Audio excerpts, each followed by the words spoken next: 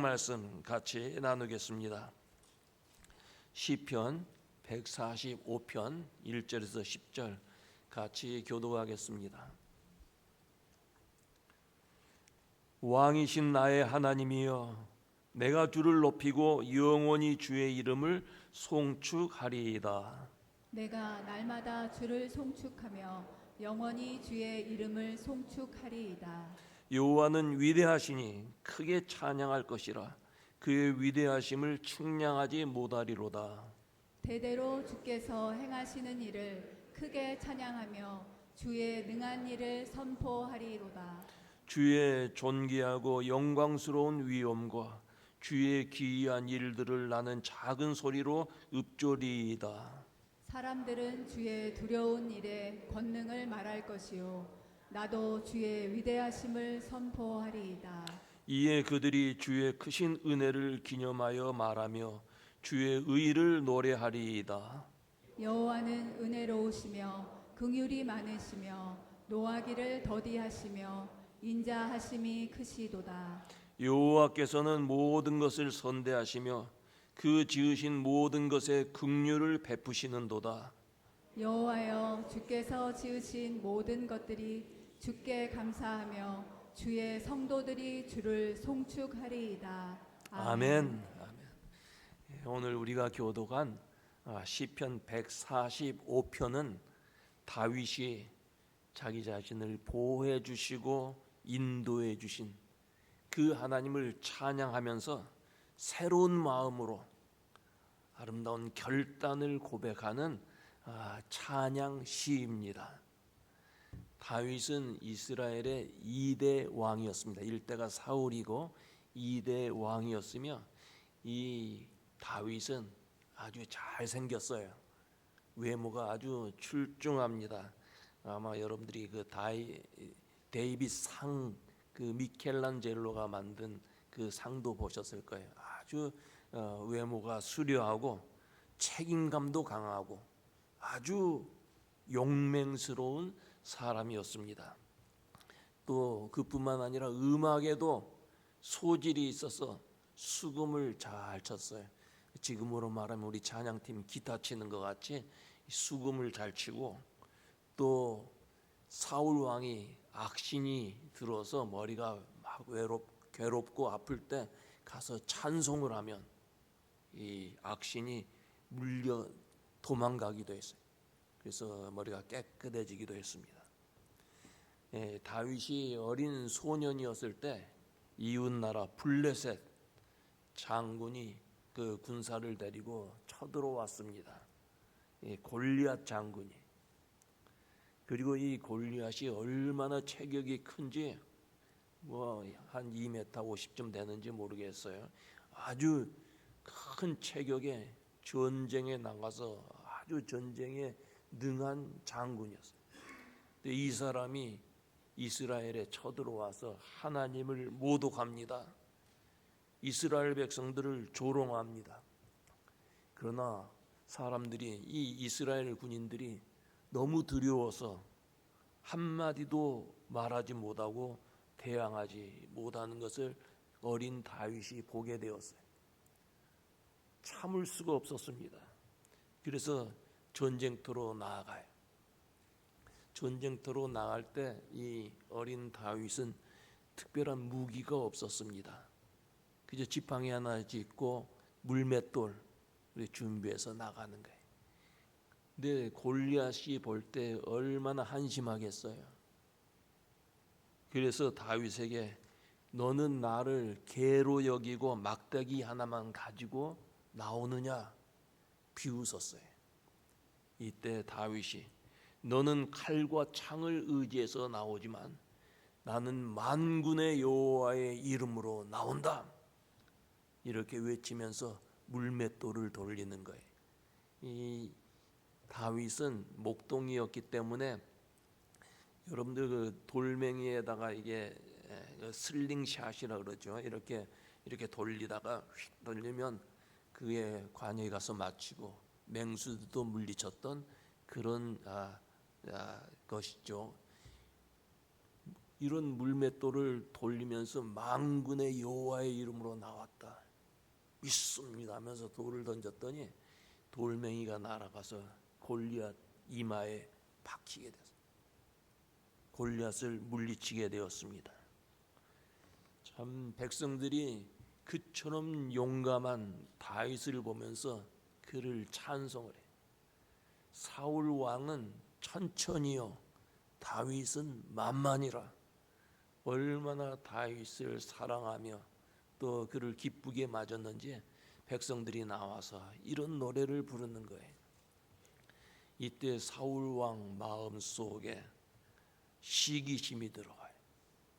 그래서 다윗을 약속한 대로 자기 사위로 삼습니다마는 그 시기심 때문에 다윗을 그저 이렇게 때를 보면서 그를 죽이려고 해.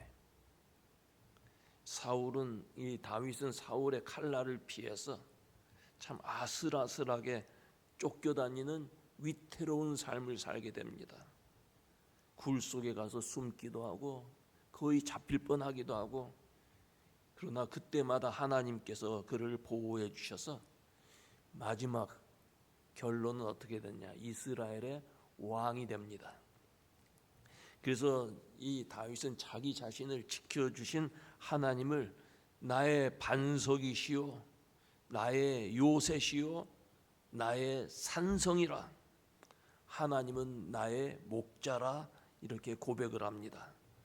특별히 이 다윗은 그 양치기였기 때문에 목자의 그 사명이나 목자의 책임에 대해서 잘 알고 있었어요. 어렸을 때부터 양치는 목동일을 했기 때문에 사자나 곰이나 맹수가 양들을 빼앗으려 할 때 목숨을 걸고 그 양들을 지켰어요. 정말 참된 목자로서 양들을 지켰던 것처럼 하나님은 나의 목자가 되셔서 나를 지켜주신다고 이렇게 고백을 했던 것입니다. 그뿐만 아니라 이 다윗은 하나님은 나의 왕이라 하였습니다. 다윗은 이스라엘의 최대 영토를 이렇게 다스렸던 아주 황금 시대를 이루었던 왕입니다. 오늘날까지도 이스라엘 백성들은 다윗 왕을 가장 최고의 왕, 가장 위대한 왕이라고 생각을 합니다. 그를 성군이라고 부릅니다. 이처럼 전쟁터에서는 백전백승의 왕이요, 백성들에게는 사랑과 존경을 받았던 다윗인데, 그러나 그는 자신을 높이지 않았습니다. 모든 영광을 독차지할 수 있었지만 그는 자신을 지켜주시고 그 길을 인도해 주신, 자기를 보호해 주신 여호와 하나님을 나의 왕이라고 했던 것입니다. 그래서 1절에 왕이신 나의 하나님 그랬어요. 다윗이 왕이 되어서 이스라엘을 40년 동안 통치했습니다. 그 40년 동안에 그 나라 안에 많은 어려움도 있었고 위기도 있었지만 하나님께서 자신과 그 나라를 지켜주셨기 때문에 이스라엘의 왕은 내가 아니라 하나님이라고 한 것입니다. 여러분, 옛날의 왕들은 한 나라의 법이기도 하고 백성들의 생사 여탈권을 가진 권력자였습니다. 다윗도 이처럼 막강한 권한을 가졌지만 자기 자신이 왕이라고 하지 마. 우리 백성을 지켜주신 하나님, 그 하나님이 우리의 왕이라. 그 하나님께서 우리를 책임져 주시고 보호해 주실 것이라고 이렇게 고백한 것입니다. 사람들은 많이 소유하고 높아지고 인정을 받으면 자신이 왕인 것으로 착각하는 사람들이 있어요. 다른 사람보다 좀 높아지고 조금 더 많이 배우고 스스로를 왕으로 생각해 착각하는 거예요. 제가 전에 얘기했죠. 벽에 있는 시계가 무슨 소리를 내요? 착각하지 말라는 거예요. 착각하지 말라. 우리가 자꾸 착각하고 살아요. 우리는 왕이 아니에요. 다윗은 강해지고 높아졌어도 하나님을 왕으로 모셨던 거예요. 왕은 백성을 보호하고 돌볼 책임이 있습니다. 왕의 가장 있어야 할 존재 가치가 뭐예요? 백성 보호하고 돌볼 책임이에요. 때로는 왕들이 폭군이 되어서 백성들을 착취하고 하지만 그것은 왕의 모습이 아니에요. 다윗도 왕으로서 그의 백성을 돌볼 막중한 책임이 있었습니다. 그러나 다윗은 자신의 한계를 알고 있었기 때문에 하나님이 왕이 되어주시면 자신과 민족을 지켜주시고 보호해 주실 것이라는 믿음, 아주 위대한 지혜가 있었던 것입니다. 사람은 누구에게나 책임져야 할 일들이 있습니다. 그런데 능력의 한계가 있으므로 우리에게 있는 모든 일 다 책임질 수가 없습니다. 그래서 지혜로운 사람은 책임질 일은 책임지지만 자기 능력 이상의 것은 피하려고 합니다. 이게 지혜로운 사람이에요. 그러나 미련한 사람은 자기 능력 이상으로 높이 올라가고 많이 가지려 하고 많은 명예를 탐냅니다. 사람에게는 크든 작든 간에 책임이 있고 그 책임을 지고 살아야 하는데 그 책임이 무거울 때가 너무나 많습니다.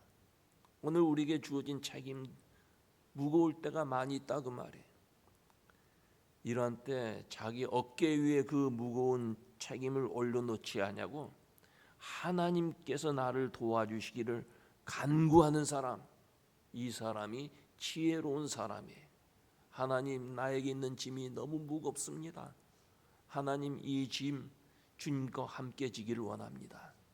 주님이 나의 멍에는 가볍다 그랬어요. 수고하고 무거운 짐진 자들 다 내게로 오라 그랬어요. 주님과 함께 멍에를 질 수 있는 성도들이 되어야 하는 거예요. 소가 무거운 짐을 나를 때 멍에를 매는데 자기보다 힘이 없는 소와 같이 멍에를 매면 더 힘들어요. 그러나 힘센 소와 함께 멍에를 매면 그 힘센 소 때문에 무겁지가 않은 거예요. 우리에게 있는 무거운 짐들 능력 많으신 주님과 함께 지면 우리는 그 무거운 괴로움과 고통 속에서 이겨낼 수 있고 책임도 감당하게 될 줄로 믿습니다.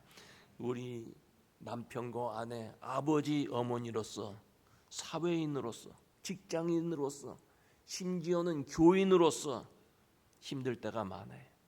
많은 책임이 있습니다. 주 앞에 맡기십시오. 함께 짐을 지십시다. 이스라엘 백성들은 애굽을 떠나서 가나안 땅에 들어가서 살 때까지만 해도 하나님을 왕으로 섬기며 살았습니다.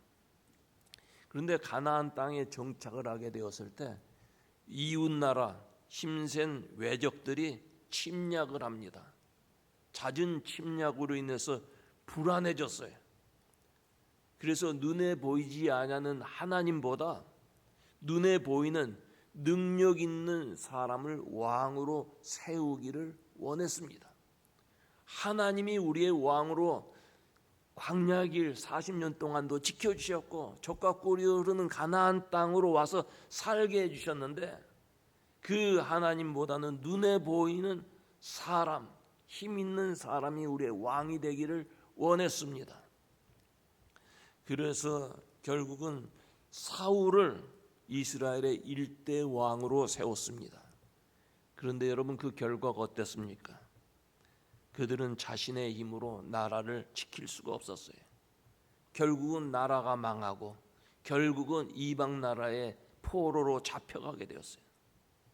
하나님을 왕으로서 모시지 못한 사람은 결국은 망하게 되는 거예요. 우리가 꼭 기억하십시다. 내가 왕이거나 세상의 어떤 물질이나 어떤 것이 나의 왕이 되면 끝내는 망하게 돼 있어요. 그런데도 사람들은 자신이 왕이 되기를 원합니다. 운동선수는 스포츠계의 왕이 되기를 원합니다.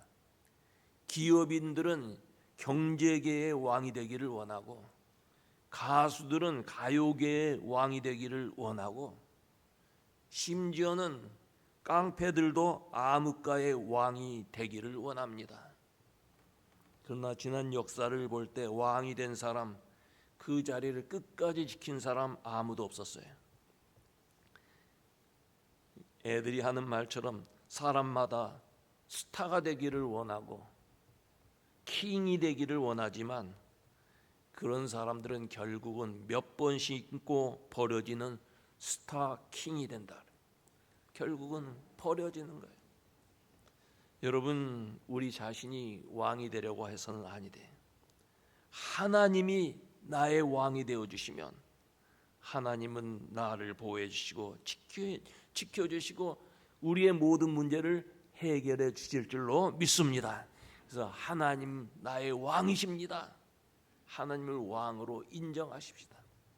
하나님께서 원하시는 말씀, 그 명령대로 순종하며 살면 되는 거예요.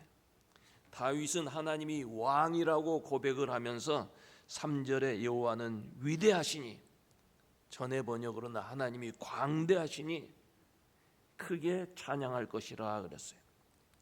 위대하다, 광대하다는 말은 넓고 끝이 없다는 그런 뜻이에요. 하나님께서 우리에게 베푸시는 사랑과 은혜는 넓고 끝이 없다는 거예요.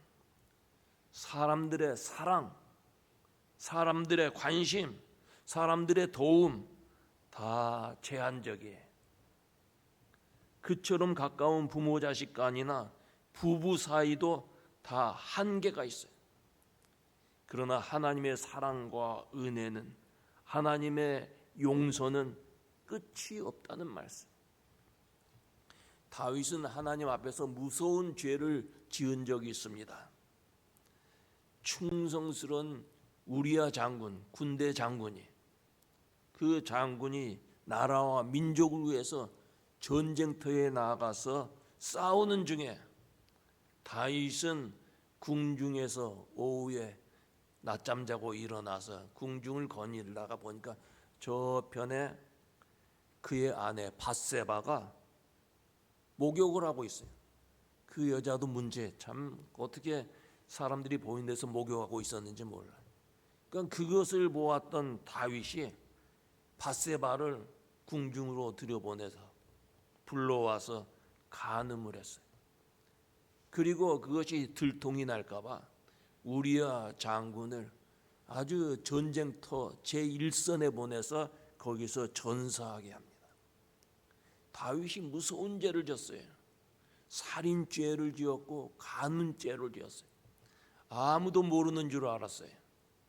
하나님께서 그의 종 나단 선지자를 보내서 그의 죄를 지적합니다. 당신이 죄를 지었습니다. 이때 다윗은 한마디도 변명하지 않아요. 그 자리에 엎드려서 내가 하나님 앞에 큰 죄를 지었습니다. 자기의 죄를 자복했어요. 하나님께서 회개하는 자를 용서해 주셨어요. 다윗이 얼마나 철저하게 회개를 했느냐면 밤에 잠잘 때 그의 베개가 다 젖을 만큼 눈물을 흘리면서 회개를 했어요. 회개하는 사람 하나님께서 용서해 주신다는 거예요. 기억하지 아니하신다는 거예요. 여러분, 운전하는 사람이 사고를 내거나 교통법규 위반하면 용서해 주는 일이 없어요. 그저 기록이 올라가고 보험료가 높이 올라갈 수밖에 없어요. 전에 교인 중에 한 분이 속도 위반으로 걸렸어요. 경찰에게 걸렸어요. 근데 운전해서 속도가 좀 높아지니까 차를 세우라고 뒤에서 반짝반짝하고서 세웠는데 이분이 경찰에게 한 번만 봐주세요. 그 말을 하고 싶은데 영어로 어떻게 해야 될까? 우리 최 장로님 영어 잘하신데 어떻게 얘기를 해야 돼요? 한 번만 봐주세요. 이 사람이 생각해 볼 때 그래도 미국 경찰이니까 좀 말을 공손하게 해야겠다 해서 플리스는 먼저 하고 한 번은 once 그리고 나를 봐달라. 그러니까 look at me인데 see me 그래서 그러니까 please see me once. 경찰이 pardon me 무슨 말인지 몰라. 그리고 경찰이 한번 이렇게 보니까 뭐 별 볼 일 없거든요. 그러니까 나를 귀찮게 했다고 200불 벌금인데 220불 티켓을 줬다 그래. 세상 법은 봐주는 게 없어요.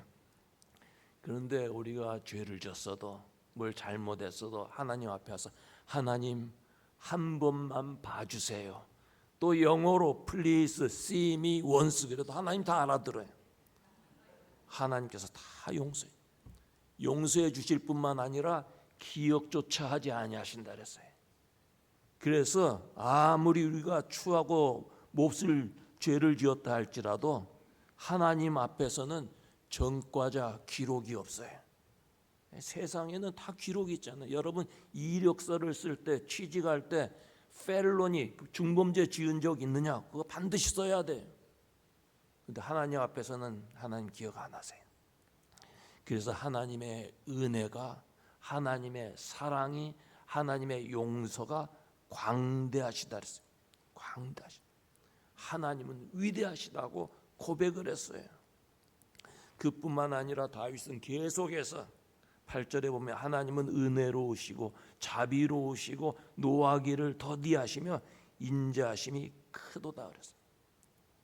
여러분 은혜라고 하는 것은 값없이 주시는 하나님의 선물이에요. 우리가 부족해도 연약해도 우리가 하나님을 먼저 사랑하는 것이 아니라 하나님이 우리를 먼저 사랑하시고 하나님께서 우리에게 은혜를 먼저 베풀어 주신 분이에요. 그래서 이 다윗은 이스라엘 황금 시대에 다스리는 왕이요 전쟁에 능한 왕이요 부러울 것이 없는 왕이었지만 그러나 아무리 세상에 많은 것을 가졌다 할지라도 하나님의 은혜가 없으면 나는 아무것도 아닙니다. 그것을 깨닫고 고백한 거예요. 다윗은 하나님 앞에서 자신을 낮추고 모든 것이 하나님의 은혜라 그랬어요. 여러분 우리가 사는 것 하나님의 은혜인 줄로 믿습니다. 가장 큰 은혜가 뭐예요? 한 번도 만나보지 못한 예수님, 한국 사람도 아니고 이스라엘에서 태어난 예수님 믿는다는 것 하나님의 은혜 중에 은혜예요. 아까 기도도 그랬지만 우리가 빈손으로 갔어요. 여러분 태어날 때 25센트짜리 코로 가지고 태어난 사람 손 들어봐요. 다 빈손으로 왔어요. 그러나 지금은 우리가 일용양식이 풍족하고 삶에 어려운 것이 없도록 살게 하신 것 하나님의 은혜예요. 모든 것이 하나님의 은혜라 그 말이에요. 나 된 것은 하나님의 은혜라고 고백하며 하나님은 나의 왕이라고 이렇게 인정하고 사는 삶이 복된 삶이에요. 그래서 다윗은 이런 하나님에 대해서 앞으로는 주님을 높이며 살겠다 결단을 했어요. 1절에 내가 주를 높이고 그랬어요. 세상 사람들은 높이 올라가기를 원합니다. 그래서 자기가 높이 올라가려고 겉모습을 쓰기도 하고 나보다 위에 있는 사람을 흔들어서 떨어뜨리기도 해요. 그러나 사람이 자신을 높인다고 해서 높이 올라갈 수 있는 것 절대 아니에요. 높이 올라가려고 애를 쓰면 잠깐은 올라갈 수 있지만 결국은 떨어지게 돼 있어요. 하나님이 우리를 높여주셔야 하는 것입니다. 어떻게 하면 하나님께서 우리를 높여주실까요? 내가 하나님을 높이면 하나님은 나를 높여주시고 내가 하나님을 낮추면 하나님은 우리를 지옥 바닥까지 낮아지게 하시는 거예요. 주님을 높여야 된다 그 말이에요. 여러분 거룩하신 하나님의 이름을 높이며 살아야 합니다.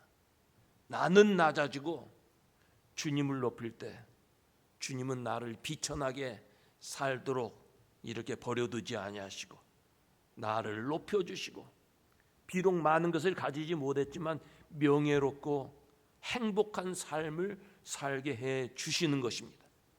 그래서 주를 높이며 살겠다 고백했어요.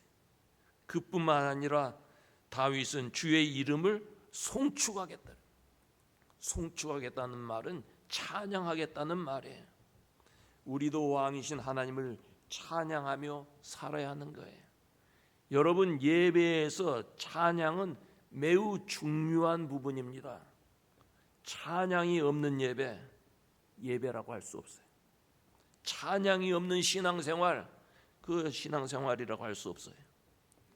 우리는 수시로 찬양을 해요.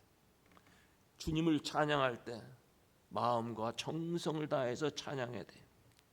세상 노래는 박자, 음정, 감정 다 넣어서 잘 맞춰서 불러야 돼요.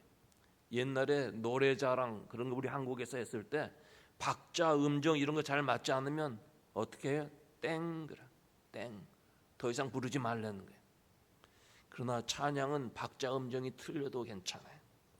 마음과 정성을 다해서 부르면 주님께서 잘한다, 1등이다 그렇게 인정해 주시는 거예요. 찬양을 할 때 가사의 뜻을 깊이 생각하며 불러야 합니다. 똑같은 찬송이라도 가사를 깊이 마음속에 새기면서 할 때 늘 새로운 은혜가 넘쳐요. 그런 찬송이 새 노래가 되는 것입니다. 찬양은 즐거울 때도 하지만 어려울 때도 해야 돼. 다윗은 어려움을 당할 때 찬양시를 많이 지었습니다. 사울 왕에게 쫓겨다닐 때, 전쟁이 일어났을 때, 그리고 심지어는 가장 사랑하는 아들 압살롬이 반역을 해서 맨발로 울면서 도망을 갈 때, 그때도 시편 3편을 지었어요. 천만인이 나를 에워싸친을 친다 하여도 나는 두려워하지 아니하리로다. 어려운 일, 괴로운 일이 있을 때 찬송을 했다 그 말이에요. 우리는 즐겁고 편안할 때 찬양을 잘하다가 어려움이 오면 찬양을 멈추기도 합니다. 그러나 어려운 일이 있을 때 더 힘써 찬송해요. 왜 그렇습니까? 찬송은 상황을 바꾸는 힘이 있기 때문이에요. 찬송은 마귀 역사를 무너뜨리는 능력이 있습니다. 마귀가 강하게 역사하는 곳은 우리 가정이나 직장이 아니에요. 마귀가 가장 강하게 역사하는 곳은 우리의 마음이에요. 마음이 무너지면 몸이 무너지고, 몸이 무너지면 인생 전체가 무너지는 거예요. 마귀는 우리의 마음에 찬송을 무너지게 하고 기쁨을 무너지게 해서 우리 인생을 무너뜨리려고 하는 것입니다. 괴로운 일이 있을 때, 힘든 일이 있을 때 찬송으로 승리하는 여러분들 되시기 바랍니다. 찬송할 때 마음을 다해서 찬송해요. 가사를 생각하면서 찬송해요. 운전할 때도 누가 듣는 사람 없잖아요. 하나님만 듣잖아요. 그렇게 찬송하면서 눈 뜨고 찬송. 기도할 때도 눈 뜨고 눈 감고 기도하고, 저 운전하면 저 높은 곳을 향해서 그렇게 나가게 되니까 눈 뜨고 기도하고, 눈 뜨고 찬송하고, 길을 걸 때도 찬송하고. 저는 주중에 교회에 나와서 이 교회 기도하러 들어올 때 찬송을 얼마나 크게 하는지 몰라요. 찬송. 그러면 답답하고 힘든 마음도 다 이렇게 무너지고 새로운 힘이 솟아나는 거예요. 그래서 다윗은 여호와를 송축하겠다, 이후로는 찬송하며 살겠다 그래서 우리 교회도 찬송하는 성도들이 많아져야 돼요. 이번 부활주일에 우리 특별 찬양대 만들지 않았어요? 요즘은 찬양대가 있는 교회가 많지 않은데 이번 부활주일에 우리 특별 찬양대 만들. 지금까지 30명 찬양대원 30명 지금 등록을 했어요. 근데 제 생각에는 우리 교우 다 찬양할 때 다 앞에 나와서 찬송하고 저 뒤에는 우리 주님이 앉아서 찬송 듣고 그랬으면 얼마나 좋을까 그런 생각이 들어요. 여러분 아직도 안 늦었어요. 오늘 예배에도 예배 끝나고도 찬송대 조인하세요. 찬양대 조인하세요. 우리 교회는 회의 시간보다 찬양하는 시간이 많고 잡담하는 시간보다 찬양하는 시간이 더 많아지면 좋겠어요. 찬양은 우리의 노래요, 기도요, 신앙 고백입니다.